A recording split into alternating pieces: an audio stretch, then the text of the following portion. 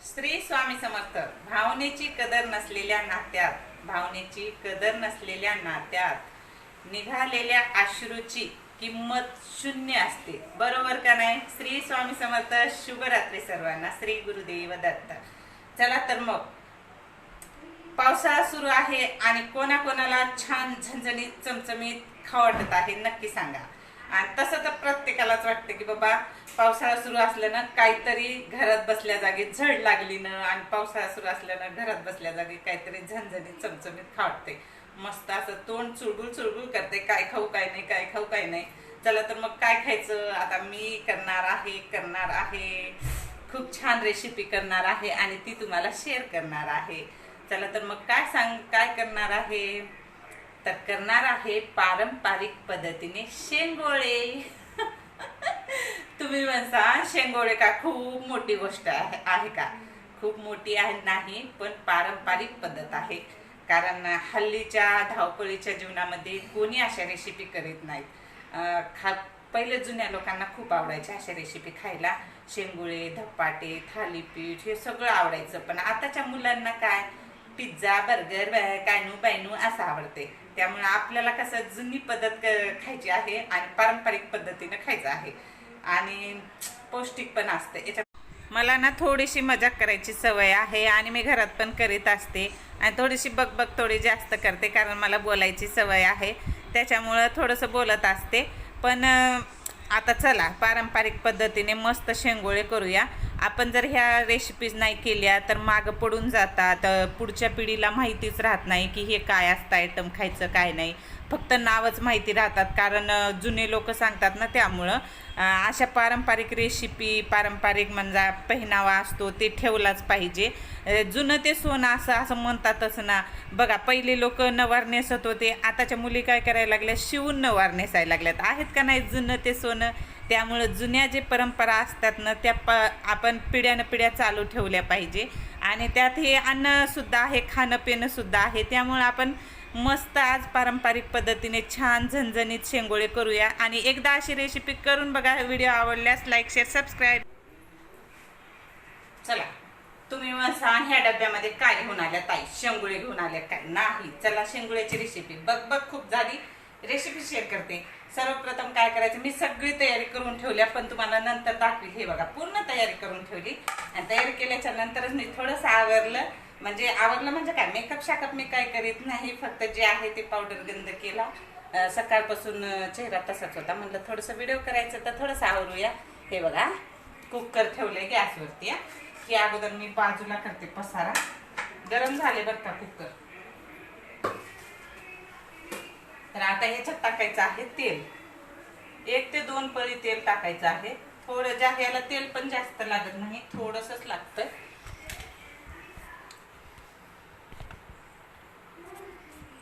हे बघा तेल थोडंसं टाकलेलं आहे कुकरमध्ये.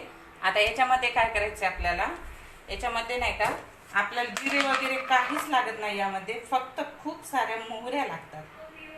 तर हे मी मोहऱ्या जर थोडंसं फटकिल्या नाहीत ना, खेड्यातल्या घेतलेल्या आहेत गावातल्या, त्याच्यामुळं डब्बा चटणी मिठाच्या डब्यामध्ये काढल्या नाही. तर हे बघा तेल झालंय. छान तडतडू द्यायच्यात मोहऱ्या. मोहरी पूर्ण तडतडल्याशिवाय, मोहरी पूर्ण फुटल्याशिवाय आपल्याला याच्यामध्ये पाणी टाकायचं नाही. जिरे, कांदा वगैरे काहीच नाही टाकायचं, फक्त मोहरी टाकायची याच्यामध्ये, दुसरं काहीच नाही बरं का फोडणीला. हे बघा मोहऱ्या फुटत आहेत, तडतड करत आहेत. तोपर्यंत मी तुम्हाला दाखवते काय काय घेतलेलं आहे. हे 2 वाटी ज्वारीचं पीठ घेतलेलं आहे आणि 1 वाटी गव्हाचं पीठ घेतलेलं आहे. आणि याच्यामध्ये बेसन पीठ घेतलेलं आहे. 1 वाटी आहे बेसन पीठ, पण एवढं घालणार नाही मी. हे मोहऱ्या अगोदर तडतडू द्यायच्यात. ही बाजूला ठेवते. एकदम परफेक्ट माप आहे बरं का. हे बघा मोहऱ्या तडतडले आहेत. त्याच्यामध्ये आपल्याला पाणी टाकायचं. पाहिजे तेवढं पाणी टाकले. तर आता याच्यात माप सांगते मी. 2 वाटी ज्वारीचं पीठ. याच्यामध्ये ज्वारीचं पीठ जास्त असते. आणि 1 वाटी गव्हाचं पीठ घेतले. तर कढीपीठ थोडंसं कमी टाकायचं. 1 वाटीला चमच्याने टाकते मी 4 चमचे. हे बघा हे चमचे आहे. तर 4 चमचे. हे किमान 1 वाटी असेल तर ह्याच्यातलं थोडंसं मी ठेवणार आहे, सगळं घेणार नाही. हां, पाऊण वाटीच्या जवळपास मी कढीपीठ घेतलेलं आहे, म्हणजे बेसन पीठ. आणि त्यामध्ये घेतले हे लसण, जिरे आणि मीठ वाटून घेतलेले आहेत आणि वाटताना इतका मस्त वास सुटला होता का नाही, खूप छान. ह्याच्यात हळद घेतलेली आहे, ह्याच्यात लाल तिखट घेतलेलं आहे आणि हे हिंग आहे आणि खूप सारी गावरानी कोथिंबीर घेतलेली आहे. तर आता ह्याच्यामध्ये आपल्याला टाकून द्यायचे हे सगळे मसाले आणि ह्याचा उंडा तयार करून घ्यायचा. गच्च उंडा करायचा बरं का, पातळ नाही, घट्ट उंडा करून घ्यायचा. आता हे पाणी आहे ना, पाण्यात आपल्याला काहीच टाकायचं नाही, हळद नाही, चटणी नाही, काहीच नाही. शेवटी मीठ टाकायचं आहे, अगोदर काहीच नाही. आता हे मी सगळं मिक्स करून घेतले. आता थोडं थोडं पाणी घालून याचा उंडा तयार करून घेऊया. थोडंसं गॅस मागं घेते आणि थोडं थोडं पाणी घालायचे बरं का, घट्ट उंडा तयार करायचे मस्त. याच्यामध्ये सगळे मसाले टाकलेत आपण, पाण्यामध्ये काहीच टाकायची गरज नाही. खायला मस्त लागतात. थोडासा घट्ट उंडा करायचा, पण ह्याच्यामध्ये ज्वारीचं पिठाचं प्रमाण जास्त वापरायचं, कारण असे चिकट लागत नाही. तर गव्हाचं पीठ कमी वापरायचे. ज्वारीचं पीठ धपाट्यामध्ये म्हणा आणि ह्याच्यामध्ये 2 वाटी ज्वारीचं पीठ, 1 वाटी गव्हाचं पीठ आणि पाऊण वाटी बेसन पीठ.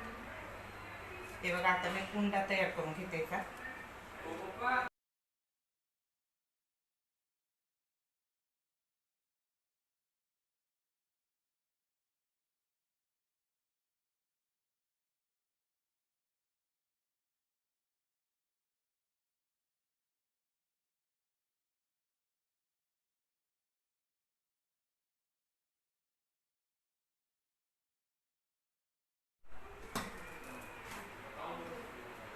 हे बघा, अशा पद्धतीने घट्ट उंडा तयार. थोडं थोडं पाणी घालून उंडा करून घ्यायचा आहे आणि घट्ट उंडा करून घ्यायचा आहे. जास्त पातळ करायचं नाही, कारण थोड्या वेळाने उंडा पातळ होऊ शकतो. ज्वारीचं पीठ आहे त्यामुळं. आणि सगळे मसाले याच्यामध्ये पिठामध्ये टाकलेले आहेत. खूप सारी कोथिंबीर टाकायची आहे. याच्यात जर तुमच्याकडे आळूची पानं असतील, पालक असतील तर ते सुद्धा टाकू शकता. खूप छान लागतो आणि पौष्टिक पण असतो पालेभाज्या टाकल्याच्या नंतर. पातळ करायचे हे बघा, हे अशा पद्धतीने दाखवते. आणि खायला पण सोपे जातात. जाड केले ना, खाऊ पण वाटत नाहीत. असं वाटतं कच्चं पीठ लागले काय की, म्हणून खात पण नाहीत घरात लोक. त्यामुळे आपल्याला काय करायचे, छोटे छोटे एकदम. हे बघा, ह्याला तुम्ही पोळीपाटवर सुद्धा करू शकता, पण मी हातावर करत आहे. आपल्याला पारंपरिक पद्धत वापरायची ना, त्याच्यामुळे हातावर करायची. आणि पारंपरिक थोडस जवळ घेते.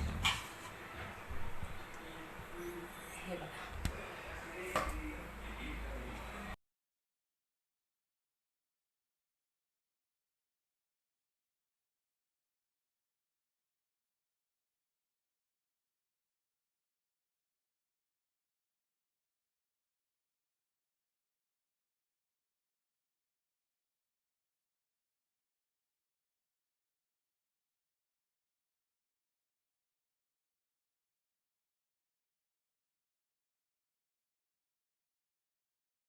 तर उंडा तयार झालेला आहे आणि पाणी पण उकळत आहे, म्हणजे आपण फोडणी दिलेलं. तोपर्यंत मी शेंगुळे तयार करून घेते.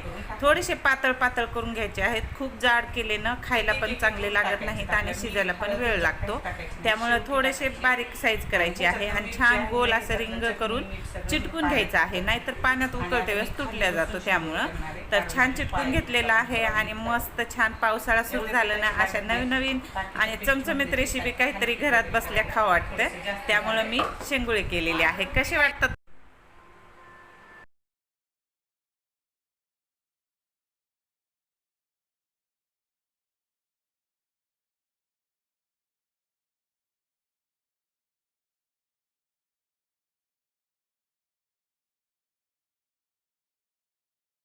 झालेत आपले शेंगुळे, शिजलेत पण आणि करणं पण झालेत. इतकं राहिलंय. आता करते मी याचे. आणि हे बघा, इतका उंडा उरलेला आहे, तर मी ठेवणार आहे ह्याच्यात थालीपीठ वगैरे करायला उद्या सकाळी. आपण जी फोडणी दिली होती त्याला छान उकळी आलेली आहे आणि हे उकळी आल्यावरच टाकायचे. जर थंड पाण्यात टाकलं तर तुटू शकतात बरं का. मग जितके झाले तितके टाकायचे आहे. परत करायचं आहे. असे स्टेप बाय स्टेप मी करणार आहे, पण आता खाली बसून करणार आहे. पाण्यात आपल्याला काही सुद्धा टाकायचं नाही. केलेत ना ते टाकून देते. फुल गॅसवर शिजून घेतलेत बरं का. आणि आता सगळं झाल्याच्या नंतर एकदम मंद गॅसवर 5 ते 10 मिनिटं शिजू द्यायचे. फक्त इतकी काळजी घ्यायची आहे की हे शिजले पाहिजे चांगले. कच्चे जर खाल्ले गेले तर पोट खराब होते. पावसाळ्याचा दिवस आहे आणि करायला गेले एक आणि होईल एक, असं होऊ नये. त्यामुळं छान शिजू द्यायचं आहे, थोडासा वेळ लागला.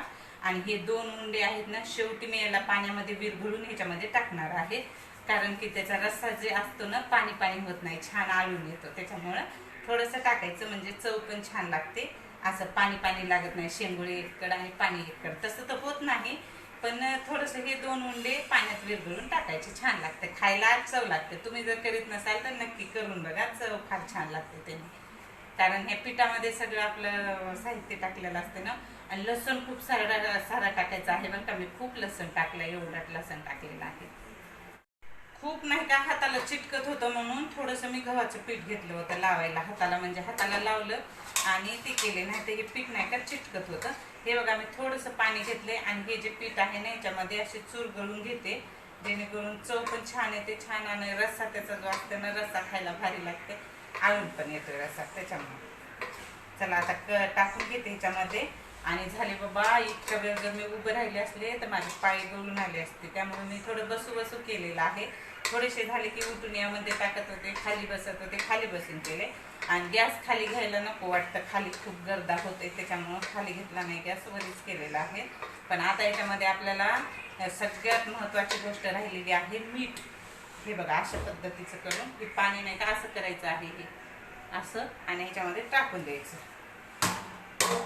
आणि आता आपल्याला याच्यात थोडंसं मीठ टाकायचं आहे चवीपुरतं, म्हणजे अगोदर पिठामध्ये मीठ आहे, जास्त नाही टाकायचं, हळद वगैरे काही नाही, फक्त मीठ टाकायचं. आणि मस्त छान घरी बनवलेले पापड असले तर पापड भाजायचे, नाहीतर विकतचे असले तर विकतचे पापड, आणि त्याच्यासोबत कांदा. आहा, मस्त लागतं खायला. मिरचीचं लोणचं असलं तर मिरचीचं लोणचं घ्यायचं, माझ्याकडे आहे मिरचीचं लोणचं. बघूया, मी मिरच्या भाजते 2-3, कारण माझ्या आईनं दिलेलं आहे लोणचं. आणि याला भांडे पण जास्त पडले, तोपर्यंत मी काय करते, आता भांडे याच्यात मीठ टाकते आणि भांडे घासून घेते, पडलेत तेवढे. मला झालेत तयार शेंगोळे. आता मी वाढून घेते, एकेकांना ताट वाढून देते सगळ्यांना, आणि त्याच्यानंतर माझं ताट घेते वाढून. अगोदर तुम्हाला दाखवते कसे झालेले आहेत. बघा मस्त झालेत एकदम, वास तर भन्नाट सुटलाय आणि खायला चवीला पण अप्रतिम. हे रस्सा जे असते ना, रस्सा प्यायला छान लागते. हा हा हा, एक चमचा. आणि हे पापड भाजलेला आहे, लिज्जत पापड आहे. आणि आता ह्याच्यामध्ये तर ठेवता येत नाही, एक मिरची ठेवते ह्याच्यामध्ये. चला, कसा वाटला हे आजची रेसिपी, खमंग चमचमीत आणि गावरान पद्धती पारंपरिक पद्धत, गावरान पद्धत. वाफा कशा निघायला लागल्यात बघा, मस्त तयार झाले. टेस्ट करून दाखवू का?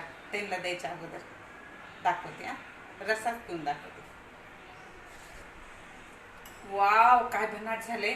एखाद्याचं समजा दुखायला लागले, तब्येत ठीक नाही आणि त्याला खावट लागलं ना, हे असा रस्सा पण प्यायला भारी लागते, भयानक लागते. आह, तोंडाला चवच आली खरंच. तुम्हाला पण येत असं माझं बघून. आणि लिज्जत पापड आहे, मी गॅसवर भाजलाय. चला तर मग व्हिडिओ कसा वाटला नक्की कमेंट करून सांगा. व्हिडिओ पूर्ण पाहत जा आणि एकदा करून बघा अशा पद्धतीनं. श्री स्वामी समर्थ. फेसबुक आयडीला पण, फेसबुक पेजला पण फॉलो करा आणि आपल्या चॅनलला पण सबस्क्राईब करा. धन्यवाद, बाय बाय, शुभरात्री.